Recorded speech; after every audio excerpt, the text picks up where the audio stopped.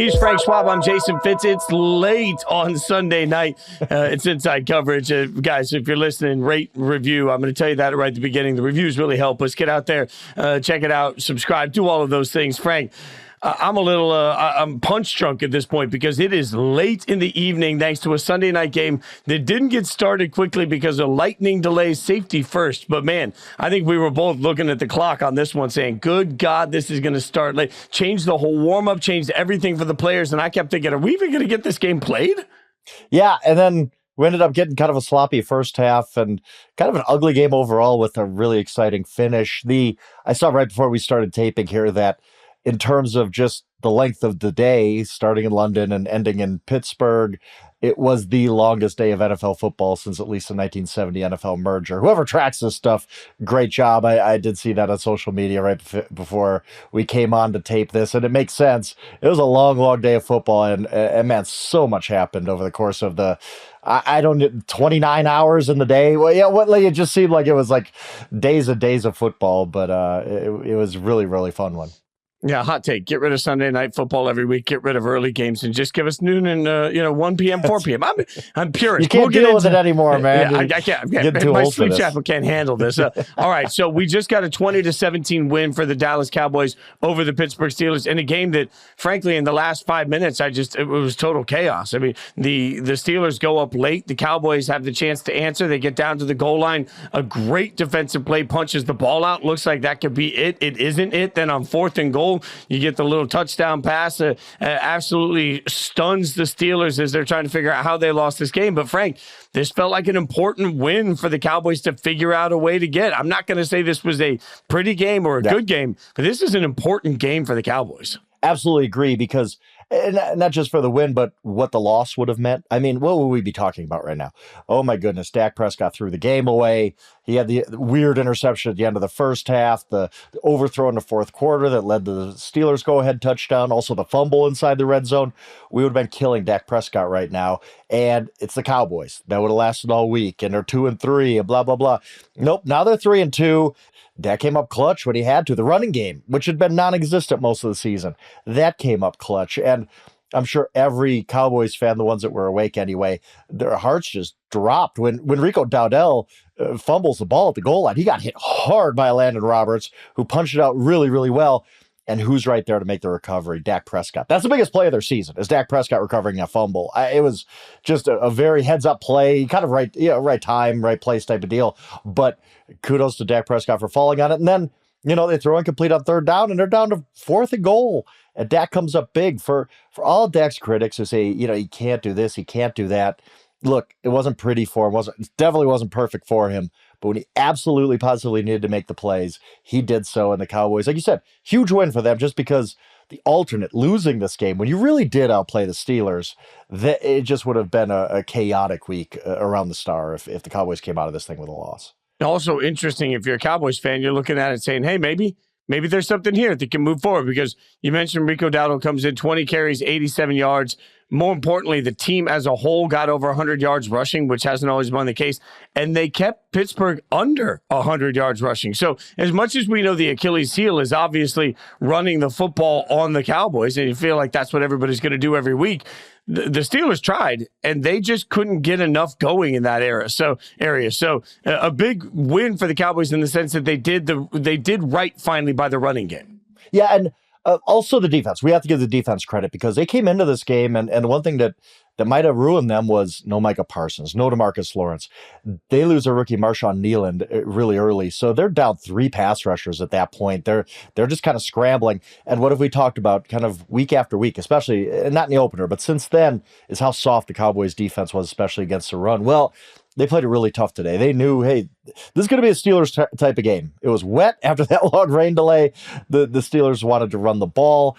They didn't, and they never really got going in the run game. And maybe that's a Steelers issue, more than a Cowboys defensive issue. But I thought the Cowboys defense played some really tough football. They came up big when they had to. And then, like you said, being able to run the ball on the last drive, like when they get the ball back with 5 minutes left, what do you expect? You expect Dak to CD, maybe sprinkle in some Ferguson here and there. McCarthy was very patient with the run game, giving the ball to Rico Dowdell. he came up with some big runs. They got some big chunks, and they marched all the way down the field, chewed up pretty much the whole clock to win the game. That's how you script it. If you're the Dallas Cowboys, that's what you want to happen in that situation. I think there's a little bit of a positive and negative here for the Steelers, too. The positive is that Justin Fields continues to play efficient football. I think Justin Fields is a Steeler right now. You could say, especially in this Arthur Smith offense, it looks like it's working. I know exactly what they're trying to accomplish, how they're trying to accomplish it. And I'm not saying he was a world beater in this game, but Justin Fields played well enough for the Steelers to have the opportunity to win. The other side of it is that Najee Harris, 14 carries, 42 yards against this defense, graded on a bell curve. That's not good enough. I think we've got it pretty definitive proof here that the Steelers are not going to be consistently capable of running the football, which in October may not feel like a huge issue, but as we well know, especially in that division, we get into December, you get into late in the season, January games, it's going to be a big deal that the Steelers do not run the football well. Yeah, I mean, I think it's a huge deal right now because if you can't run the football, if you're the Pittsburgh Steelers, so what are you on offense? You don't have a lot of receivers. Justin Fields is up and down as a passer. Arthur Smith wants to run the ball, but who does he really have? Najee Harris is really not playing well so far this season. This offensive line that was supposed to be much improved after the draft really hasn't been great yet. And you just wonder, if this team just can't run the ball, well, then what are they? How are you going to move it on offense? I agree Fields has been efficient. He's been fine. I thought our colleague Charles Robinson picked up something on the broadcast that was very interesting. Look, the announcers go in and they have production meetings with the coaches and some key players. And Charles picked up that basically Chris Collinsworth and Mike Tirico were saying that, without saying it, that the Steelers kind of tipped off that Russell Wilson's probably getting this job back when he's healthy. I don't know if that's going to come to pass, but that's what Charles took out of what Chris and Mike said on the broadcast. So that'll be very interesting because at some point, if you're the Steelers, you look at this game and you say, 17 points. That's not good enough. Like we need something better out of this offense, whether it's from Justin Fields, from Russell Wilson, maybe the running game somehow getting going. They need more than what they're getting. I mean, they were stuck on 10 points for a long time. This is a game they got outplayed. They really did. They were lucky to be in this game because of the turnovers. And part of that is just the offense isn't there yet. And it's going to be a struggle all season for them. And they just have to figure out what is their identity? What do they do well? Because right now they're really not doing anything well on offense. Well, the reality of it is the Cowboys didn't do much well by the eye test, but they did the most important thing. Even in a sloppy game from Dak with a couple of turnovers, the most important thing we all know, they got to win. All right, Frank, let's get to the rest of Sunday's slate. And I want to start with stupid coaching. Now, I got to stress this, my brother. Smart people do stupid things. So I am not calling anyone stupid here. Before people get my benchies, I'm not calling anyone stupid. I am calling strategy stupid. I think that's a fair thing to do after watching Buffalo lose to Houston 23-20. And the most important part of this is the part that everybody's freaking out about. The Bills throw it 3 straight times inside their own 10. That's 3 straight incompletions. That leads to Houston getting the ball back with a timeout left. They were able to stop the clock, which led to Houston getting in field goal range, which led to Houston winning 23-20, which led to my buddy Sean sitting next to me watching the game in his Bills hat saying, we've got to fire McDermott. Like, this is one of those moments, man. If you're a Bills fan, you are losing your mind because the players on the field didn't lose this game. The coaches on the sideline did. I get it. I do. Real quick, because I do try to look at both sides of everything, right? Two things can be true, we will not right? do that. No. So Sean McDermott's explanation does make sense. Like, let's go through it. He said, well, Houston has 3 timeouts left, and they have this really, really great kicker. Fairbairn's been on a heater this year. Other than Aubrey, he might be the best kicker of football so far. So he basically said, like, what are we going to do? We could have run it into the line 3 straight times to make them use timeouts, but then we're just punting them the ball anyway, and their punter can hit, or their kicker can hit from 60 yards in. So I do kind of get it. They're saying, well, we can't run out the clock here and send it to overtime. We're going to have to pick one or the other. Now, what he did say was, well, maybe we should just run it on first down and see where we're at. That probably would have been smarter, because I had the same reaction as anybody else. Like, when they dropped back on first down, I was like, what on earth are they doing? And then they dropped back second down, third down, and you're like, that was idiotic. But, the fact that Houston had all 3 of their timeouts left, I get it. I don't agree with it. It's like Marshawn Lynch in Super Bowl 49. Pete Carroll's explanation actually makes sense. But at the end of the day, you just give the ball to Marshawn Lynch. Like, you just do it.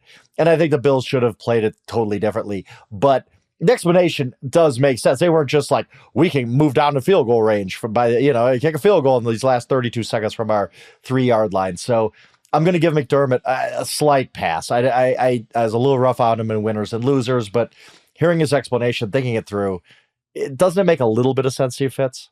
No, it doesn't, because, I mean, look, number one, if you're going to throw the ball, then throw the ball safe. Find a way to throw the ball for completions that can get you 3 or 4 yards. They weren't even trying to do that. I mean, even if you want to tell me that by throwing the football, they were trying to give themselves a chance, then you better have something in your library you're pulling out that you know is going to work for you. They clearly didn't have that. So even if I'm asked not to question throwing the ball, I sure as hell am going to question the play calling of what throws they decided to give us. And there's got to be, those are moments too where, all right, if you're going to get cute with some sort of a little screen, get cute with some sort of a little rub route, get cute with some sort of opportunity to get something done. They did none of that. So I hate all of it. And frankly, I'm looking around now trying to figure out, the Bills, a team that have been very high on your power rankings, which I look forward to reading every week.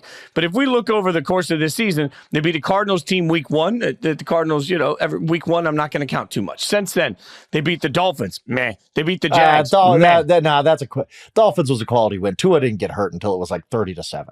Like that was a quality win. All right, so even if you want to give them a quality win, the last 2 quality teams that they have played, the Texans and the Ravens, they got beat by both of them, right? Yeah, I mean, there is some moment if I'm looking around saying, man, the shine on the Bills, and I'll give you a meh on the Cardinals win and a on the Dolphins win. I won't give you anything now. Like I'm looking at Siskel and Ebert started off, right? Like.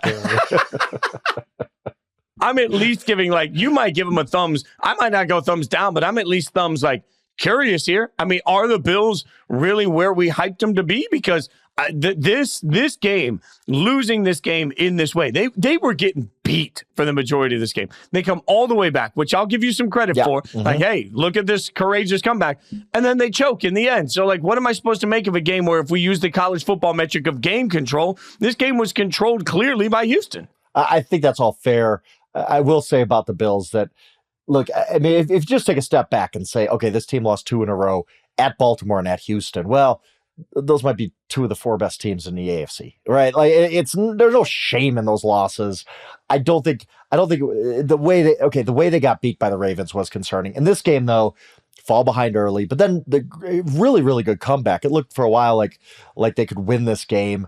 CJ Stroud takes a really, really bad intentional grounding. He just was trying to throw the ball away, threw it away so badly that it knocked him out of field goal range. So in this game, it felt like Buffalo at the end of the game had all the momentum. They were going to win it. And then they were just stuck. A good punt leaves them in this weird position. And Sean McDermott probably did the wrong thing game management wise. But anyway, I'm still not down on the Bills. I still think they're a very, very good football team. Let me ask you this, though, Frank. Mm-hmm. We're arguing out of the gates here. This is like mommy and daddy fighting. We are officially the 2 grumpy guy and the Muppets right now in the theater. But let me ask you this. You just said they lost to 2 of the 4 best teams in the AFC, which is fine, which is excusable. Unless you are also supposed to be one of the 2 or 4 best teams in the AFC. I counted them in there. I mean, there is some moment here where I'm like, hey, losing to Baltimore, no shame. Losing to the Texans, no shame. But if you're the Bills and you're supposed to be in the same category as they are, a little bit of shame. Yeah, and it's going to cost them when it comes to tiebreakers for seeding and whatnot. You might have to go to Houston. Like I said last week, you might have to go to Baltimore instead of having them in Buffalo when it's 13 degrees and snowing out. We'll see how they handle that. But as far as a team overall, I'm just not down on the Bills yet. If they were to lose to the Giants at home or to the Cardinals at home, we see teams lose really bad games every single week.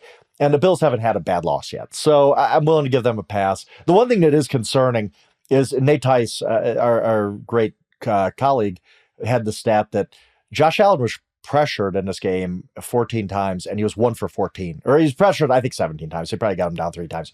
The balls he got off when he was pressured, he was 1 of 14. And I think that it's just, if you can heat up Josh Allen and make him run around and get really completely out of structure, it's going to be a little bit of a struggle for him. And we've seen that's how you get to the Bills offense. It's just not, it really didn't function well today. I mean, Josh Allen tries to do everything. He's Superman and he gets away with it a lot of times. Didn't today. The Texans defense really did well to get pressure on him, played well. I thought this was a nice win for the Texans, even though they also almost blew it, because all of a sudden their other than the Vikings game, when the Vikings are a really, really good football team, I thought the Texans have looked pretty good this year, and they look like a team that, hey, all of a sudden Buffalo's like, we got to go to Houston, divisional round weekend. That's not an easy assignment for us.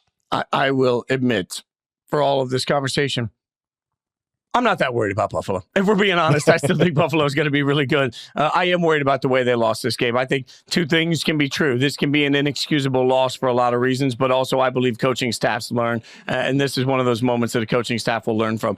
Another game that obviously is going to have everybody up in arms, and this one stunned me, and it stunned me. Final score, Baltimore takes down Cincinnati 41-38. It stunned in overtime. It stunned me because, man, I felt like you and I both like watching a Buffalo Wild Wings. You have converted me into a Buffalo Wild Wings fanatic.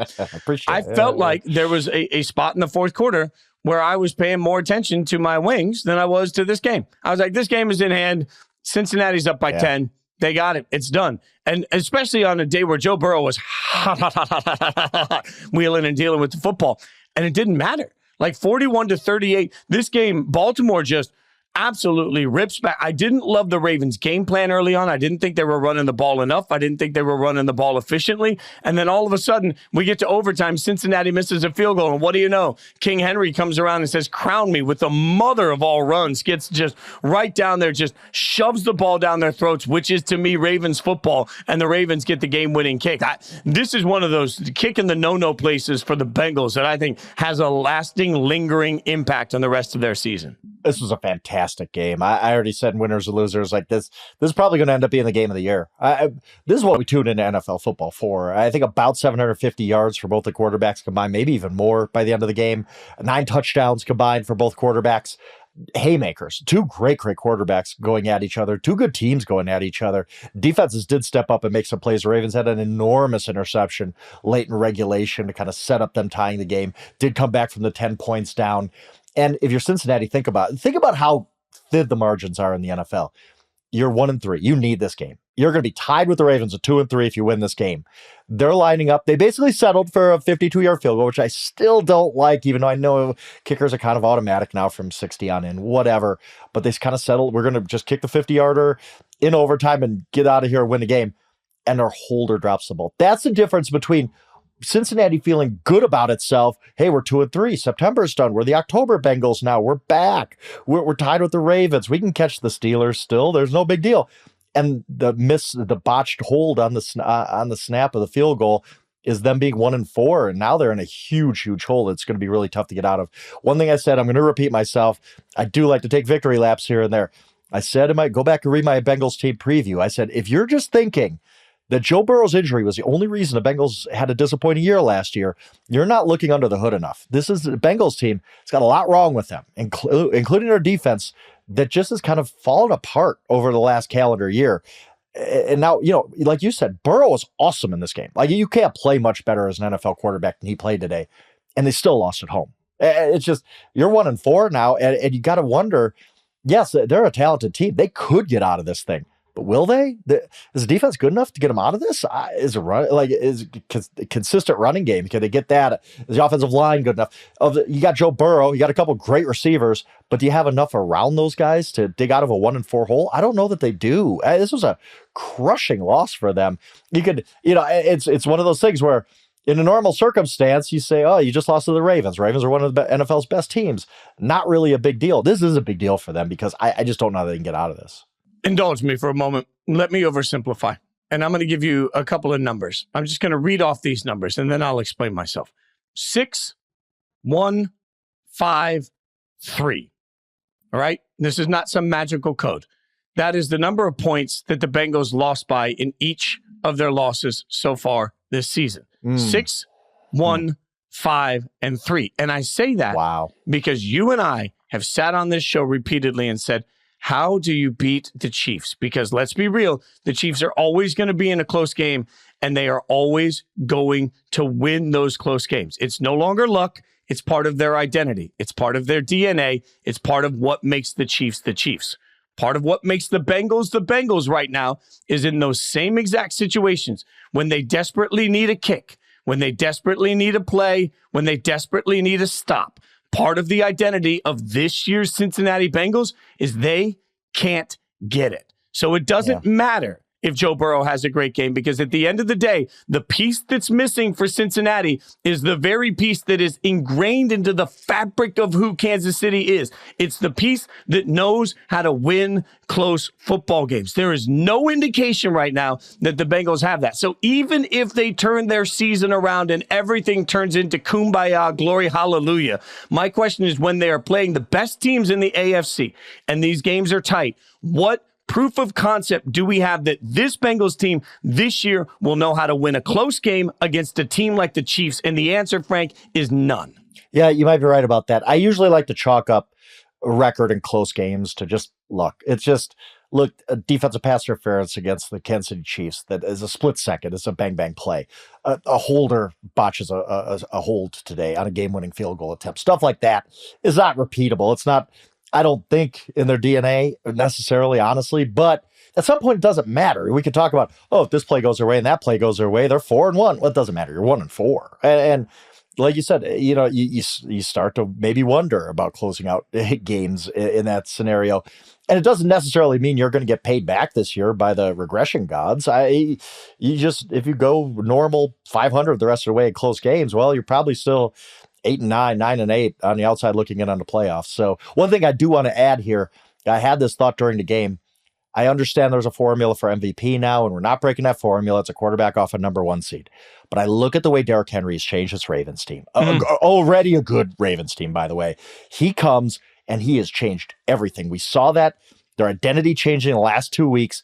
And then this week he got bottled up and they didn't maybe use him enough. I do agree with you there. But when they needed it in overtime after that missed field goal, he takes that sweep to the left, busts it for basically the game-winning play, because Justin Tucker's not missing from 30-some yards out or whatever he was.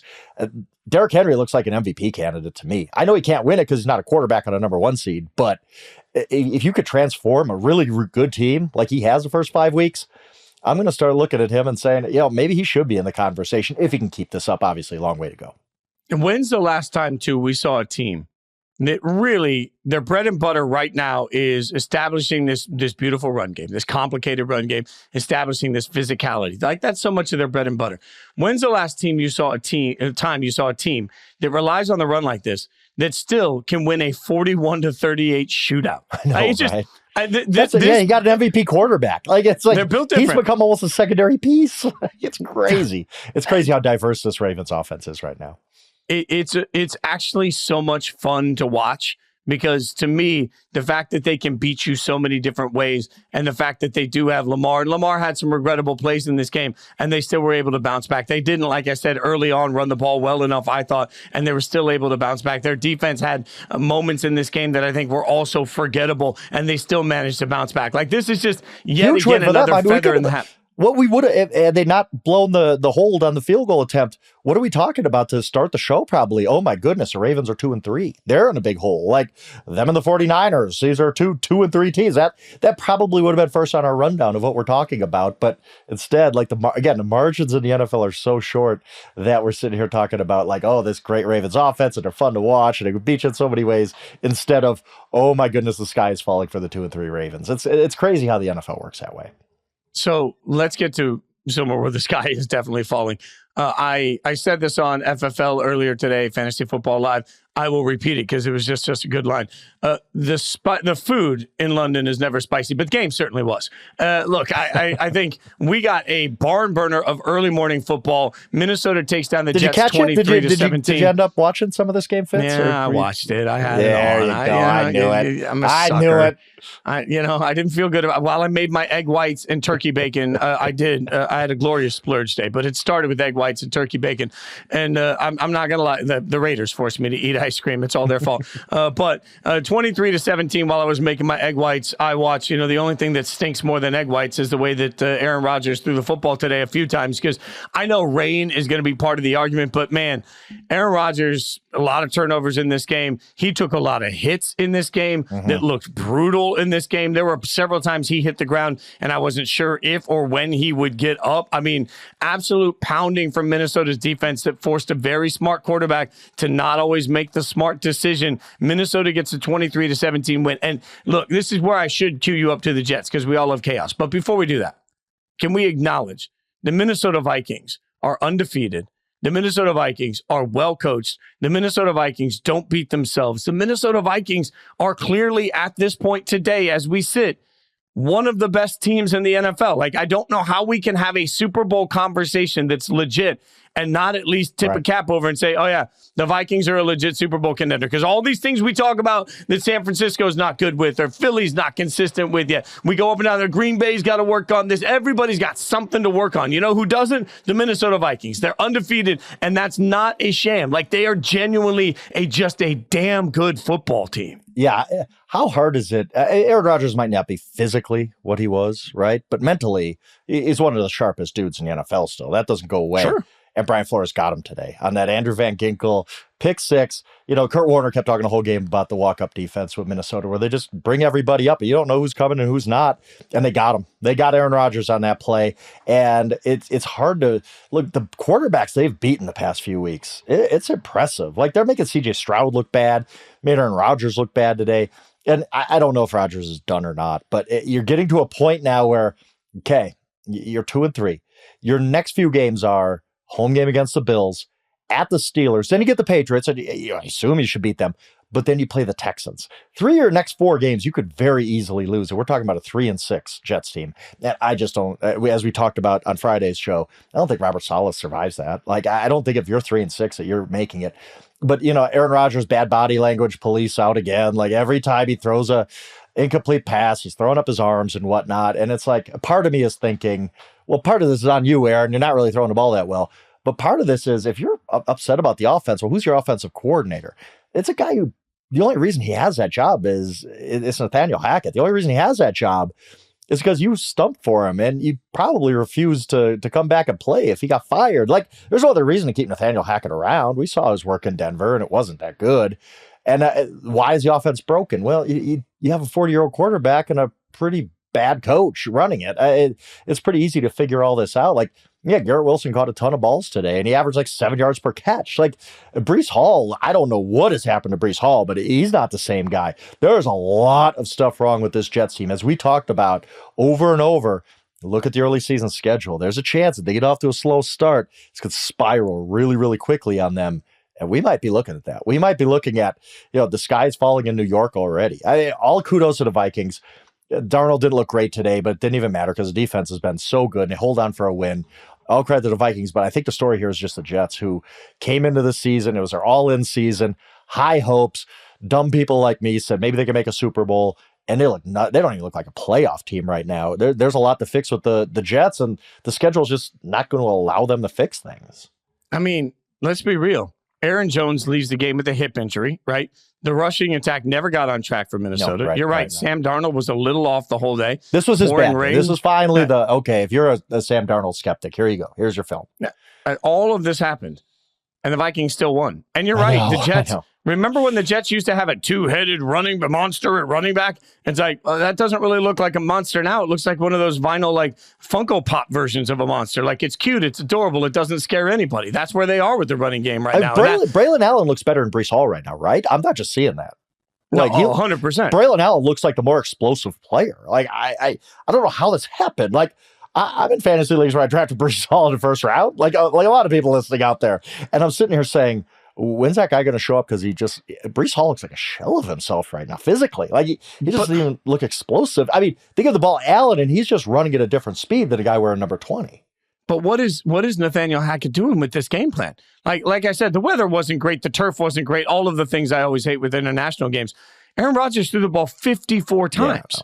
No. They only attempted 14 runs. Now they weren't running the ball. I get they weren't running the ball. They just, but this what are was you a close do? football game. It's 2nd and 9 because Breece Hall's getting 1 yard, and you're like, well, I guess we got to drop back. Like, I think they gave up the run because they just had no faith in Breece Hall getting anything done. But if you become one-dimensional against the Minnesota Vikings, you are going to lose.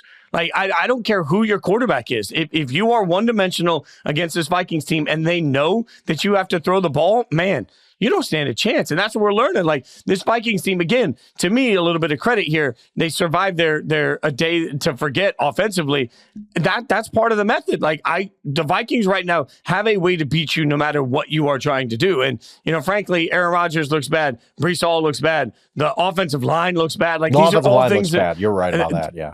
And that's something I spent the summer yelling, man, I don't trust this offensive line until it earns that trust. That's my problem here. And that's what we're seeing. Like, I don't think Aaron Rodgers is washed. Let me be clear. I still think he can play at a high level. I don't think Aaron Rodgers' body can sustain the hits he took. Like, when you want him to be Superman in the fourth quarter, you have to make sure that he hasn't spent 3.5 quarters getting his butt kicked. And that's just what happened here. Like, you could see the agony and pain that he was in just trying to play the position, because every time he dropped back, he was just flat out getting murdered back there. Like, that's just not a way to play quarterback sustainably for anybody, but especially not for someone Aaron Rodgers' age. Right. And like I said, let's go. Like, he's beat up right now. I mean, you could tell it's only week 5 and he's beat up. You could tell he's limping around and everything. Again, they played the Bills. They played the Steelers. Even the Patriots are feisty on defense. And they played a Texans team that was putting Josh Allen on his back every other play. Like, it's not going to get easier. It's not going to get better for the Jets. They're going to have to figure out a way to beat the Bills and maybe to beat the Texans or something like that. It's a very shaky situation for the Jets, and this thing could get bad in a hurry. All right, we got a bunch of games to break down. So when we come back, we'll break down some of the most interesting games from the rest of the Sunday slate. Frank? The wheels have fallen off for Carolina, and I'm saying that politely. The Carolina... Were they ever on? Were they ever on? They were for one Sunday. Blocks. I mean, one Sunday they were on. I know. God, I picked a bad fall to be sober. I'm just telling you that. Like California sober. Let's not get it twisted, kids. The Bears turn around and get a 36-10 win over Carolina. And look, this is fine. The Bears feel like they're waking up, and I want to make this a big deal. And I love, again, we get some of those great plays at the quarterback position that we're like, this is why everyone was infatuated. I love all that. But also, I found myself the whole time thinking in the back of my head, it's Carolina. Yeah, it is. It's true. It's hitting home runs in September off of some pitcher they called up when the roster's expanded. Like, I guess. Okay. Yes, Caleb looked good today. Very good. It was his best game by far as a pro, over 300 yards. He had 200 yards, 2 touchdowns in the first half. The running game was good. The receivers mostly got all involved, but it's the Panthers. Like, what do you take from this? I think you could be confident. I mean, if you're the Bears, you say, hey, build on this, Caleb. You did really good. You could use that to build some confidence in the kid. But at the end of the day, you're probably looking like, okay, it's going to get tougher next week because we're not playing the Panthers again. This Panthers defense is awful. Like, even though the offense, I was excited for a bit. I get it. It was the Raiders, and I shouldn't have been too excited maybe. But still, after Andy Dalton's first game, you're like, maybe this Panthers team is kind of going to be reborn and be a feisty kind of, not going to be a playoff contender or anything, but at least be competitive the rest of the season. And their offense still has looked a lot more viable with Andy Dalton in there. But the defense is just in shambles. This is, it's bad. Like, I think everybody's just, when do we get the Panthers on the schedule? Because I want to get my stats up. I want to get my 150-yard game here because we're playing the Panthers. I want to throw for 300 because we're playing the Panthers. It's a non-functioning NFL franchise at this point. It's not going to get better this year. Bryce Young got in late, and we were just reminded that, well, they screwed that up. So, yeah, the Panthers are in for a long, long year. They should be happy they got that win because otherwise we'd be like, hey, is this Panthers team going 0-17? Like, we'd have to start a conversation pretty soon. That's how bad they've looked in their other 4 games. Well, we know nobody is going to go 0-17 because finally, glory be to God, the Jacksonville Jaguars got off the schneid. And I think, honestly, they probably saved their coach's job for a week because Jacksonville beats Indianapolis 37-34. Really thought the Colts were going to come away with this game. Joe Flacco doing Joe Flacco things, right? Like, it's just kind of weird how Flacco comes out and it plays well enough for them to have a chance to win. Jacksonville looks the way they've looked much of this year. I thought disjointed, but they did get hot at the end and they take home this win 37-34. And, I found myself in the fourth quarter wondering, is this the week Doug Pederson's going to get fired? But they get a win, he hangs on. I think we all had that conversation during the game of like, Peterson getting fired. They're going to wait till after they come home from London. What are they going to do? Because if you lose this Colts team at home, and it was 34-34 late, like the Jacksonville Jaguars did not cover themselves in glory in this game. Like, if you're listing the 4 best players for the Indianapolis Colts in some order, it's Michael Pittman, who did play. No Anthony Richardson, no Jonathan Taylor, no DeForest Buckner. Those are the other 3 I'd put on that list. And the Colts still almost won this game with Trey Sermon at running back and Joe Flacco at quarterback. Ain't good for Jacksonville at all, but at least the offense got going. Brian Thomas Jr. what a home run that was. That was a good pick by Jacksonville. He's a player. Had a really long touchdown in this game. Take Bigsby. He looks reborn. He looks better than Travis Etienne. I'll tell you that. Another fantasy guy. If you drafted Breece Hall, Travis Etienne in your first 2 rounds, sorry for your 0-5 start, and you're probably not going to win another game this year on your fantasy team. But take Bigsby, look good. The offense actually played well, but the Colts defense stinks. So I don't know that I'm patting Jacksonville on the back too much. The only thing I could really say, as you alluded to, is, hey, you're going to get a win sometime this year, and your coach isn't going to get fired before you go to London.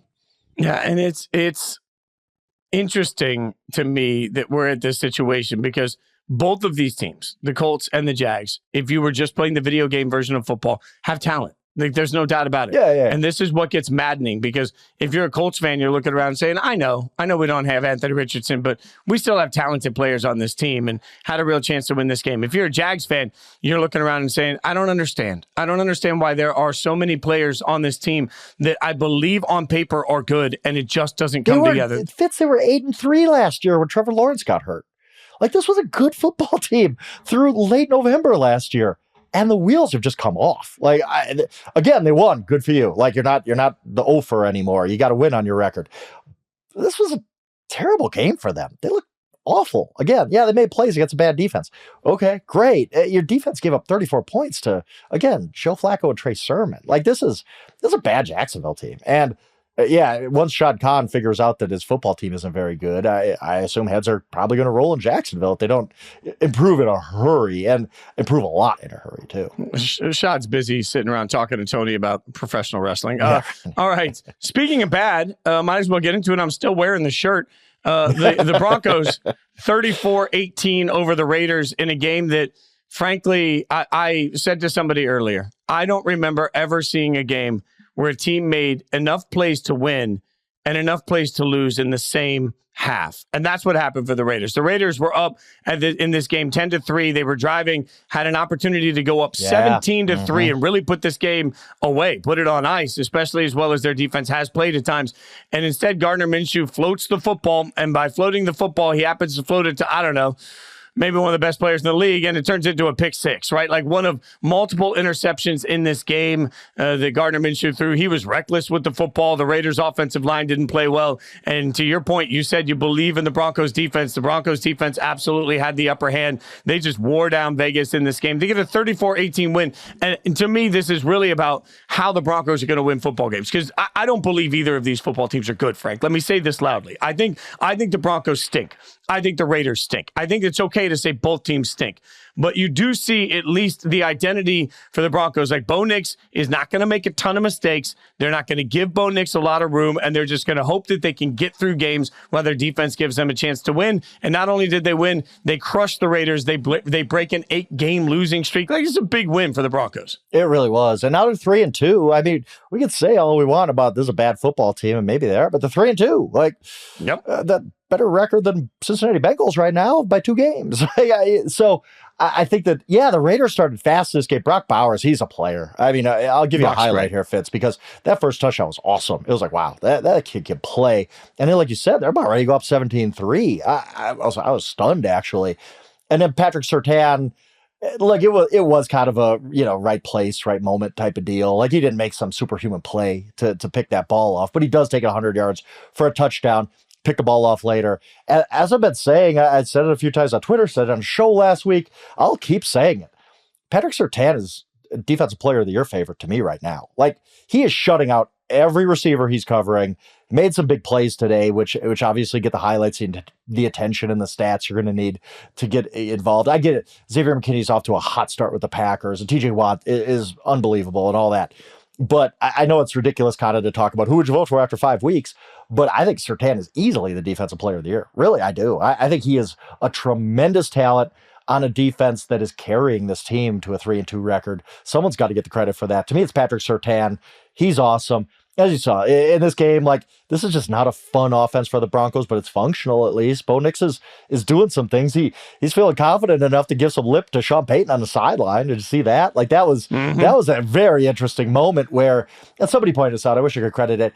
Russell Wilson kind of shied away from that last year, and maybe that's his personality, where Bo is I'm going to give it right back to you. And Peyton had the funny line that he still has some Ferris Bueller in him. Nice 35-year-old take there, Sean. But, it's kind of, it's not a big deal. I don't think it's a big deal at all. This is a competitive game. These guys are competitors. They're fiery. Sean Payton will yell at guys.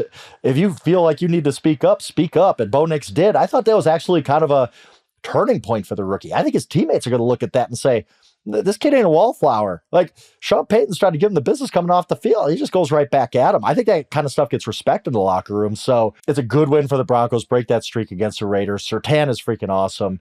And, Bo Nix continues to grow a little bit here and there, and you're seeing what Sean Payton saw in him in the draft.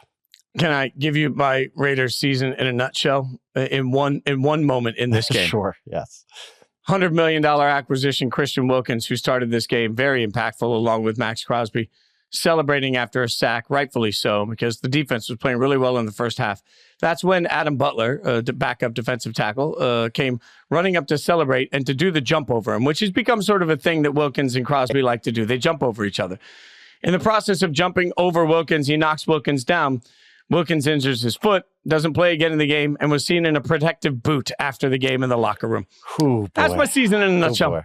By the way, who's your starting quarterback next week? After the game, Antonio Pierce did not commit yet to anybody either way to make this clear. Gardner Minshew started 9 of 9. Who do you think will start is what I meant to say. Here's the problem. Gardner Minshew is at times reckless with the football. Aiden O'Connell is not mobile enough, and this offensive line isn't good enough to keep it from getting murdered. I honestly think that they're going to go back and keep it with Gardner, because once you start the revolving door, you start the revolving door. And I think internally what the organization knows is that they can't put an immobile quarterback back there. Aiden didn't look any better. He didn't give himself any opportunity. I don't think you can put somebody back there behind this offensive line the way they're playing. I think the hope is that the offensive line will gel, and at some point maybe then they can make a switch. But man, I have a hard time seeing it. Either way, there's 1 week in every season where you turn around and you're like, yep, my favorite team is done for the year. I think I might have taken the kick in the no-nos this week of that was not pretty in any way. You hope for a miracle. Speaking of done for the year, Deshaun, look, Washington crushes the Browns 34-13. Hell of a segue. 34-13. And I've seen all of the memes and the GIFs and everything all over social media. Everybody's finding some way, it's fun to watch people walk away from things they destroyed. It's like superhero moments of the superhero walking up and things blowing up behind him. And it's just Deshaun with the Browns behind him. Like, this is terrible. And Frank, at this point, I think it is coaching malpractice for Kevin Stefanski to not change quarterbacks. I don't care about the money. I don't care about the money that's there. If Kevin Stefanski is the coach that we are giving him credit for being, then one of two things has to happen. He either has to step up and admit that he can't get this offense on track with this quarterback, or he needs to step up and make a change at quarterback. Either way, what he is doing right now by keeping Deshaun Watson in is clearly costing his football team games, and that's the exact opposite of what a great coach is supposed to do. I think Stefanski is and can be a very good coach in this league, but in order to do that at this level, he is going to have the you-know-whats to put the financialists aside, sit Deshaun, and start Jameis. Yes, and I led off winners and losers by asking the question, what does Deshaun Watson have to do to get benched? Like, at what point, like, what would he have, like, would he have to go, like, 0 for 60 in a game or something? Like, it just seems like every week Kevin Stefanski gets in front of that microphone and they ask him, like, are you considering a quarterback change? And he's like, we're not changing our quarterback. Like it's a ridiculous notion that a guy who throws for 125 yards against what honestly might have been the worst defense in the league with Washington. Like, it's so ridiculous to think you could bench that guy. Like, he has not played well for you at all. He does not deserve that starting job. Deshaun Watson does not deserve to continue playing for the Cleveland Browns right now. I assume anyway, Kevin Stefanski knows this, right? Like, we have to assume that he understands, yes, there are protection issues with the offensive line. There are other things going on other than quarterback. But the quarterback's doing nothing to help you in football games. Absolutely nothing. And you're 1-4 at this point. And all of a sudden, your locker room's going to start to turn on you. I understand. I think Kevin Stefanski gets all that. It's got to be an ownership thing, right? Jimmy Haslam's got to be saying, nope, we got this guy. We're starting him every game, Kevin. Sorry.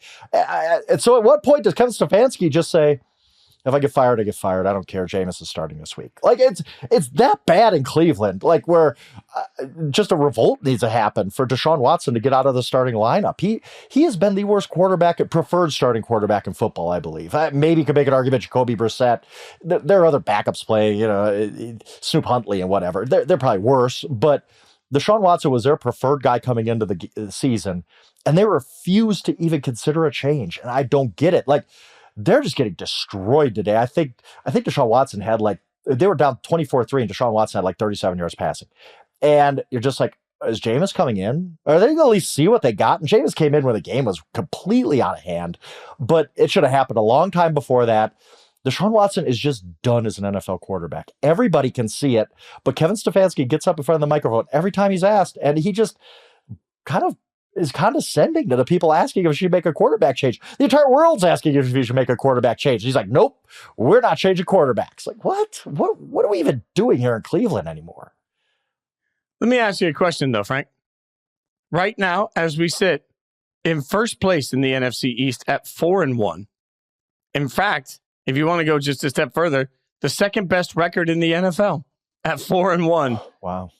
Is the Washington Commanders.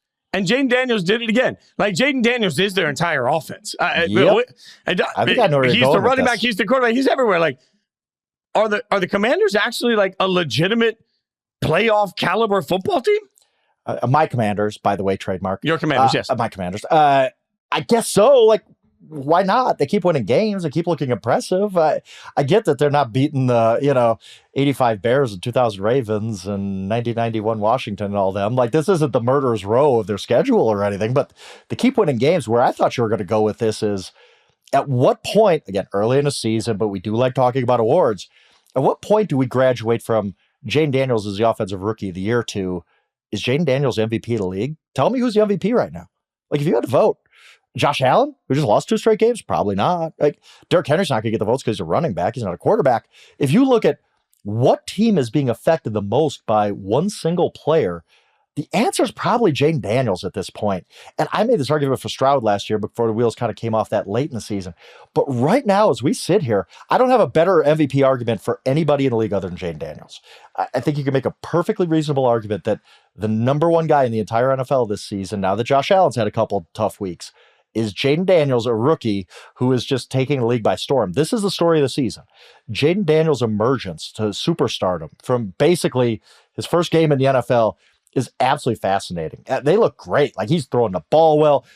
They have a 4th and 3 and he runs it for 40 yards. Like, he is making every single play you'd want a quarterback to make. If I never told you number 5 in red as a rookie, you would think, oh yeah, that guy's probably won a couple MVPs already. Like, he's probably him and Lamar Jackson or 1A and 1B. Like, that's how good he looks. It's very impressive. Am I wrong here in thinking, again, it's early, it's 5 weeks, I understand. Am I wrong here in saying, like, at this moment, Jayden Daniels is the MVP of the NFL? I think no, but the voters never go that way. And I'll credit Stone for finding this nugget. I was trying to look it up. Jim Brown is the only rookie ever to win NFL MVP. Right? Mm-hmm. And that matters in this conversation. It shouldn't matter, but it does matter. Right now, if I had to tell you who I think the MVP will probably be today, I think it's Mahomes, just because the Chiefs are still the Chiefs. I don't get that. I don't understand that. You'd have to explain that to me, because Mahomes has not played well. Like, he's a great player who has not really played that well. His rating is like 89 or something like that. He's been very average. I don't think he's going to get better without a lot of his weapons. Like, yes, they have a good record, but that's just this stupid hole we fall down with individual awards. Like, Patrick Mahomes happens to be give the MVP to the Chiefs defense then, because it's not Patrick Mahomes right now. He's the best player in the world. I'm not going to argue that. He's not the MVP right now, and he should not even sniff a vote. Like, I understand there's a reason he's a betting favorite right now. But to me, there's one guy, there's one answer. Maybe you could make a case for like CJ Stroud, but I still think, I don't know, man. I get it. Voters, it's tough to get them to convince them to vote for a rookie for MVP. But who else would it be right now? Like, Jayden Daniels deserves it. Like, he is playing at that level. Make no mistake about it. And by the way, a rookie should be eligible for it. Rookie is eligible. The rookie should be voted for. Here's one staggering Commanders little nugget to me that really stood out today when I was looking just at some of the numbers. The third highest point differential in games total so far this year belongs to the Washington Commanders. So for whatever we want to say, the Washington Commanders are not just 4-1. They're beating teams. Like they are aggressively beating teams. And the right? sign like, of a good team is beating bad teams by a lot, like not squeaking by the Cleveland Browns of the world. Yeah. And by the way, I mean, one more Commanders note here. A couple of things. I'm on my soapbox. My Commanders, trademark. Frank's Commanders. Where are all the people now that said that Quinn didn't really matter to the Cowboys? Because the Cowboys defense is trash, as we know, overall over the course of the year. And the Commanders are, I mean, they're playing really well. And the other side of it is, even if you don't, I'm not even just talking about the defense. I'm talking about the most incredible transformation we've seen for the Washington Commanders is that nobody's talking about anything other than football. Like, how long has it been since we just talked about the football team, the Washington Commanders? I don't know that it's ever. I think they had their old name the last time we actually just talked about what football was for a Washington football team. Like the Washington Commanders have never had this grace. It's amazing what happens when you get an adult in the room. It's amazing what happens when you get a head coach that, has a good concept of what he's trying to build. It's amazing what happens when the organization invests in a high quality offensive coordinator. And it's amazing what happens when you hit a quarterback. The Washington Commanders aren't just this year's Texans because they're successful. They're this year's Texans because the entire conversation around the brand of the football team has changed because of the head coach and the quarterback. Like, that's the most incredibly difficult thing to do in sports, is to make people see your organization differently. And that's exactly what's happening. Absolutely. And I mean, to a point, like, this goes beyond just like this season. Like the Washington Commanders are trying to get a new stadium. Like, this is the kind of kid who could create so much excitement in that area. Let's say they go to the playoffs and win a game or something, or he wins MVP or whatever, wherever this Jayden Daniels story is going. We all know how this works. Ken Griffey helped get a baseball stadium built in Seattle. Peyton Manning helped get a new football stadium built in Indianapolis. Like, these are actual things that happen when you have momentum, when we are talking about the football product. It's a great video on Twitter, formerly X, whatever it is, where one of the local news people was just going up to people in the parking lot, it looked like, and asking them, when did you decide to buy a Jayden Daniels jersey and why? And you could just tell people perked up. They were ready. They couldn't wait to talk about Jayden Daniels and how excited they were about, like you said, how long has it been? They had the Robert Griffin III, that blip that season, but it's been a long time since, yes, you're right, since we're talking about fun football things with the Washington Commanders. We have to talk about every game, so I have to mention Miami beat New England 15-10. Oh. I watched it. It sucked. Frank, I mean, this game set football back 20 years. Sorry, Dolphins fans. Your season's just going to be like this every season. Congratulations, you won, but I hope you didn't watch it. Yeah, these were the two most unwatchable teams in the NFL. At least the Panthers are kind of interesting because they give up a ton of points, right? Like, this was just a bad football game. And yeah, Miami's season is they're just praying to be relevant with Tua if he comes back. Who knows? Tyreek Hill's just a ghost now. Jalen Waddle too. Devin Achane had a really bad looking injury in this game. Hope he's okay. New England's just what they are. We know they're bad. And Jacoby Brissett probably in another situation would be benched for Drake May by now, but they're so bad they don't want to ruin Drake May. Yeah, it's just an awful game, but hats off to the Dolphins, I guess. You won. Yeah, just like I said with the Jaguars. Like, you won. I guess I'm not going to rip you too bad this week. We'll get through the rest of the slate. We need to take a drink after that one. You guys take a drink too. We'll be right back. Massive choke job by the 49ers, who continue to be wildly inconsistent this year. Arizona wins 24-23. Frank, one of the wildest endings I can remember in a long time. I mean, Arizona kicks, they get this thing, the game-winning field goal after a weird interception. Like, this was a heck of a gutsy performance. It felt like the 49ers let Arizona stick around for too long. And then Kyler Murray, who was really good in this game, he had just enough to get it done. Yeah, absolutely. You know what I need to do since we dabble? You can live dabble in the state of Colorado. When a team loses its kicker, you should just bet on the other side because things get weird, really weird. Jake Moody, their kicker, gets hurt trying to make a tackle on a kickoff. Coaches, just tell your kicker, get off the field. Like, well, if we give up a long return, that's fine, but I'm not losing my kicker for the rest of the game. So at one point, instead of trying a 45-yard field goal in the fourth quarter, the 49ers just went for it on, I believe it was 4th and 23. George Kittle, the ball pops loose. It wasn't his fault or anything. He wasn't going to get the first down anyway. But the fact that they didn't have a kicker changed the entire game. And then they're still going to win. But Jordan Mason gets stripped of the ball. Great punch out. And then the Cardinals just go right down the field. Kyler made a great play to Marvin Harrison on a 4th down. You get the field goal. Good win for the Cardinals. They're kind of hanging around. They're 2-3. I'm not going to say I'm worried about the 49ers. They've had some weird losses already. A lot of injury stuff, too, is going on. The Rams loss was fluky. This loss was really fluky.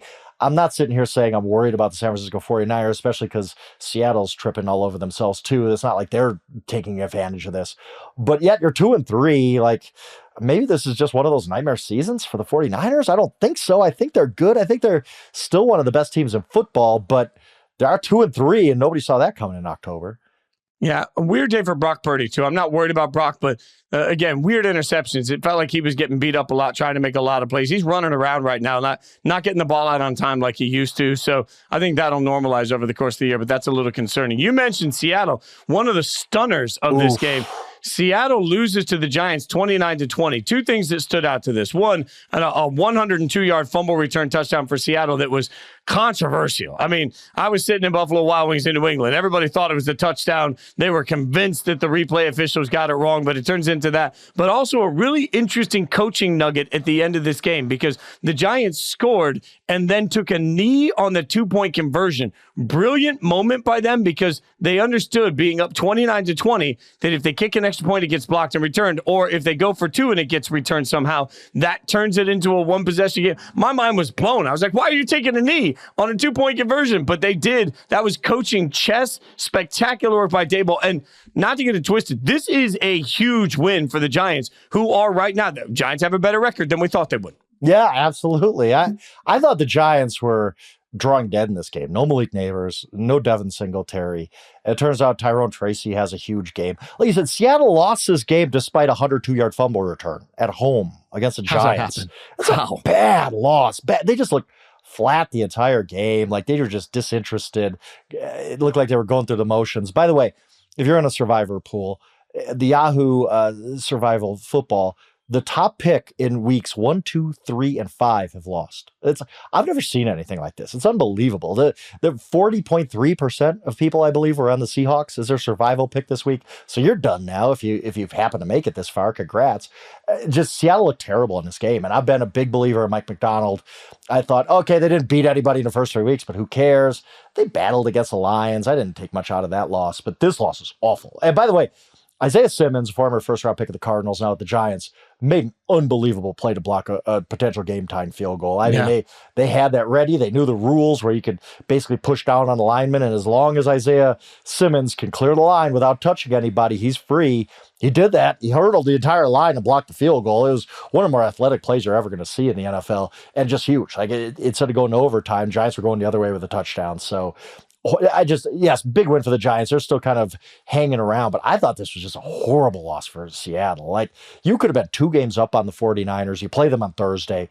49ers are going to be upset. Like, they just had a fluky loss. They're not going to be happy with that.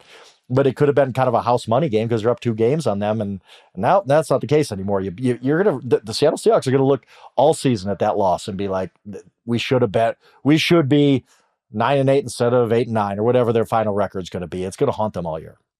The Rams are going to be haunted all year by a loss for them. They fall to 1-4 thanks to losing to the Packers 24-19. Jordan Love throws the first pick 6 of his career. Looked like this game started really rough for them, and then Love got hot. I mean, this is sort of part of who he is, and found Tucker Kraft. Like, congratulations to everybody that had Tucker Kraft, picked him up on fantasy. If you're watching FFL, he was one of the names to watch. 2 big touchdowns in this game. Green Bay gets a big comeback win. I mean, look, I respect the Rams fighting as decimated as they are. Green Bay needed to win this game, but I watched the first half and kept thinking, yeah, this Jordan Love thing doesn't look right. And then the second half, it looked fine. And I'm like, this is who Jordan's going to be. Yeah, I guess he's just a streaky player. Like, is that Jordan Love right now? That pick 6 he threw is so bad. Like, he got hit, he's falling down, he kind of just flips it out, trying to throw it incomplete, and the Rams are just like, oh, really? Thanks, appreciate this pick 6. Again, the Rams lose a game where they get a gift pick 6 at home. You don't see that very often. I thought overall, even though this game was close at the end, a good win by the Packers. You can't lose any more ground on the Vikings and Lions. You got to win these type of games. And they found a way. Tucker Kraft looked great. Another weapon for them. I think the Packers are coming around slowly but surely, getting their quarterback healthy again. And, with the Rams, I just feel bad for the Rams. It's just hard for them to compete with all their injuries. They're trying. They're giving it everything they got. They battled hard in this game and had a shot to win it at the end, but they're just too undermanned to really be a factor right now, whereas the Packers are I think they're going to be hanging around all year. This wasn't the prettiest game for them necessarily, but they get the win. That's what matters most. And I think every week you get removed from Jordan Love's knee injury, he's going to keep getting better and better and better. Yeah, and it's a huge part of it. Honestly, it's a huge part of it. And frankly, I think he's going to be just fine. And just the question is just fine going to be good enough? Plenty of time to figure that out. Monday Night Football, New Orleans taking on Kansas City. Kansas City, a 5.5-point favorite this game at Arrowhead. I think that plays into it. Frank, I want to like New Orleans in this game. I really do. But the fact is, Alvin Kamara is going to have to be Superman to get anything done. And it's hard to be Superman against that Spags defense. I don't know how Kansas City consistently wins, but it's hard for me to see them losing this football game. They win close games, as you've mentioned many, many times, and you're absolutely correct. And that's what I think is going to happen here. Kansas City wins by 3 points or whatever. That's just kind of what they do. And the one thing that could get away from the Saints here is their offensive line trying to block the Chiefs' front. That could get dicey for them with the injuries they have up front. But I think the Saints could keep it close. I think they're going to make it interesting. I just don't know if you just can't beat the Chiefs in a close game. It's impossible. You'd have to dig up some NFL films footage of the Chiefs actually losing a close game for me to believe it.